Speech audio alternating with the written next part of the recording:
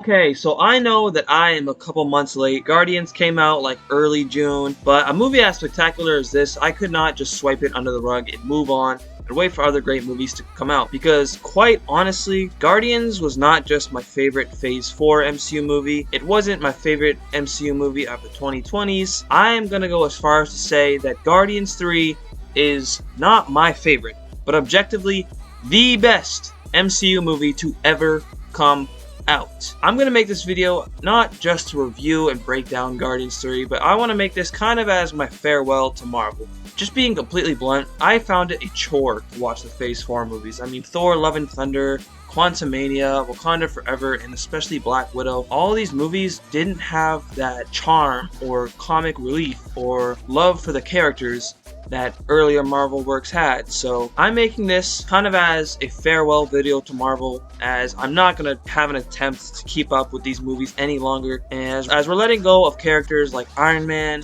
Captain America, and all the iconic Marvel characters that we've grown and loved over the past 15 years. And now we're letting go of the Guardians, so I just don't see the benefits of staying with a franchise that is just shitting out content left and right and giving us characters that are so poorly written and characters that we don't care about. However, Guardians 3 is the exception. It is the ultimate exception. Guardians 3 has some of the best writing, has some of the best characters in superhero history. So I thought that Guardians 3 was the amazing, the best, the grand final celebration of all of our favorite Marvel characters. Yeah, this is my review of Guardians 3 a couple months later. Okay, so here we go. Before we get on to the review, here goes my spiel, my 2 cents on why I hate Phase 4 Marvel. First things first, Guardians 3 feels nothing like the shitty multiverse low effort releases we have been given since Endgame. No Way Home and Shang-Chi are 2 delightful exceptions, but besides that, why are the budgets of these films so wasted? To me, it's clear that either A, Marvel is just trying to make multiverse the center of Marvel. It's trying to make it this cool, quirky, portal, multi-dimensional thing. Or B, Marvel is just sticking to the roots of quality equals more profit. But Volume 3 basically just said, nah, fuck that, throw all that shit out the window. We are making a movie to show our fans we love them, because we've been giving them series on Disney Plus and movies basically just disrespecting our fans right to their face. But Volume 3 is essentially the much craved return to what made the Infinity Saga so memorable. That's lovable characters, well written characters, and of course connective characters that we can just love to death. And that may be because we're working with the Guardians, of course, original Phase 3 characters from like the mid 2010s that we love dearly. So it may just be a nostalgic return to some characters that we love, because we're obviously missing out on, loving our main characters in recent Marvel films, since it's being so obviously carried by the multiverse shenanigans and, just disgusting and low effort written plots. But obviously, Volume 3 is the last glimpse of lovable Phase 3 characters we have. And in comparison to movies like Endgame, that were also the farewell to great storylines, Endgame was full of characters that feel like superstar elites, and in comparison, the Guardians felt like characters we were much closer to. Kind of like the Avengers were the starters, the superstars, the all-stars on the basketball team, and the Guardians were the characters we loved, that we talked with and had fun with on the benches. Or at least that's the best analogy I can come up with. But now back to the nitty gritty. James Gunn does something that is long forgotten in the MCU, and that's giving each and every single character in the movie time to shine. Whether that be with witty and funny dialogue like in Drax's case or Mantis's case, or revealing alternate sides in Groot's case, or near-death experiences with Star-Lord. And that scene where Star-Lord almost died could have been the most monumental and disheartening scene ever in Marvel, like on the same tier as like Logan or Iron Man dying in Endgame. Or it's by finally giving us the background of a character that is so blatantly important and so prevalent on the screen, yet is so mysterious and we know nothing about, like Rocket Raccoon. Speaking of Rocket, his backstory, oh my god, has to be the most somber yet mesmerizing storyline pretty much ever told in Marvel. And I absolutely love the writing in this film, how it kind of meshes Rocket's backstory with the actual plot of him slowly dying in the ship. I thought that was pretty unique and clever, and I don't really regard a story like that ever being told in Marvel. Also, the interesting designs of Rocket's old friends like Teefs, Floors, and Lila, that is some of the most unique character designs we've seen in Marvel, and it opens up new dimensions to what we could possibly get with character designs in the future, or what we already could have had before in Phase 4. Also, I think Star-Lord is probably the best in this movie in comparison to the other 2 volumes of Guardians of the Galaxy. He is just showing immense signs of aging, fatigue, and emotions. And when I say fatigue, of course he showed some interesting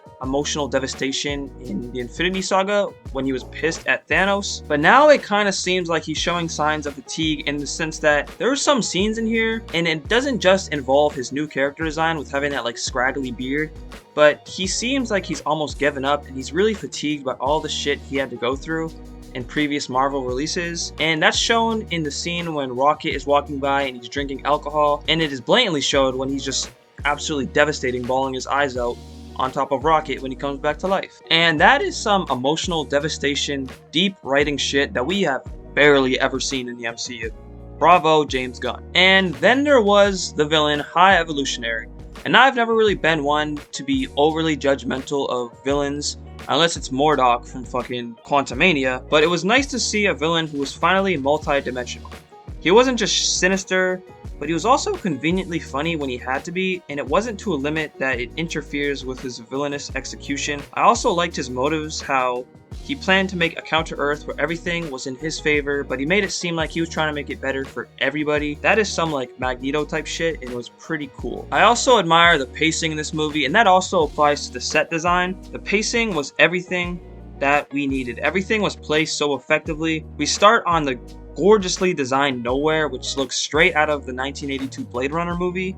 And then we end up going to an Orgo-Core facility, to some intergalactic space travel on ship, to of course the ending on Counter-Earth and High Evolutionary ship. I enjoyed every setting in Volume 3 to a T, and I don't think any scene or any setting was drawn out anywhere. Like I said earlier, this is not an MCU movie, or at least it feels kind of harsh to tag it that way, since none of the writing is similar to any other MCU movie, as most of the MCU films are obviously carried by plot and action. Volume 3 has obvious strengths in both of those facets, but completely excels in the dark and emotional character building. And you know what? I'm gonna say it, point blank period, this is the best writing in all of superhero movies, and that correlates to development, dialogue moments, and a fair amount of turns in the latter half of the movie. Countless scenes I can highlight as being absolutely unforgettable, but the main ones for me were the Rocket freeing the raccoons and coming to grounds with who he is as a raccoon, or the near-death scene of Star-Lord,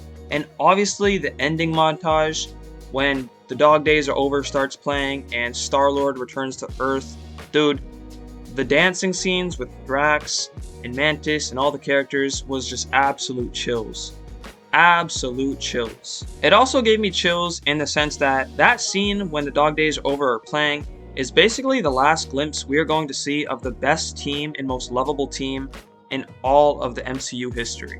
It's a generic ending that hits in a unique way, similar to the way Endgame did, as it's saying farewell to all the characters we love. So essentially we didn't need an over-the-top ending because it was a good enough one just by saying goodbye to the characters. It really does get the advantage by being the final installment of a legendary franchise, the same way as Endgame did. But I don't really feel like connecting Guardians to anything else, such as the Avengers or other parts of the MCU, because I know others can relate when I say that the Guardians trilogy is a completely different franchise from the MCU canon. Most other MCU films, pre-Phase 4, just feel like they're adding fuel to the fire that was the ultimate climax of Infinity War and Endgame, but not Guardians. This was a completely different franchise in terms of aesthetic, comedy, storytelling, pretty much everything. You can take away the tag of MCU on the Guardians trilogy, and it would be completely fine. It wouldn't feel like anything changed because this is a completely different trilogy. You don't even have to connect this shit to the Avengers, and it would still work perfectly. I saw no flaws with this movie. I genuinely enjoyed each and every split second of this 2-hour and 30-minute movie. It gets a 10 out of 10 from me, and in fact, this is only the 13th 10 out of 10 film I've ever watched. And that's pretty impressive knowing that I give that title to 1.3% of movies I've seen. But yeah, that was it guys. Guardians 3 just hits me on a completely different emotional level. Knowing that I love the Guardians movies so much, especially the first one, and I didn't mind the second one. I know it gets plenty of shade, but Guardians 3 was just the perfect ending. It was the perfect farewell to our best buds, and it was great to see the finalizing arcs and development our favorite characters had to go through. This was the perfect MCU movie, 10 out of 10. But what did you guys think of Guardians 3? Is it your favorite in the trilogy? Is it your favorite in the MCU? Because it's definitely my favorite in the MCU. But yeah, that will do it. This was the perfect farewell to our favorite Marvel characters, and I hope you guys enjoyed the video. Let me know what you guys thought of Guardians 3 in the comments. Peace out.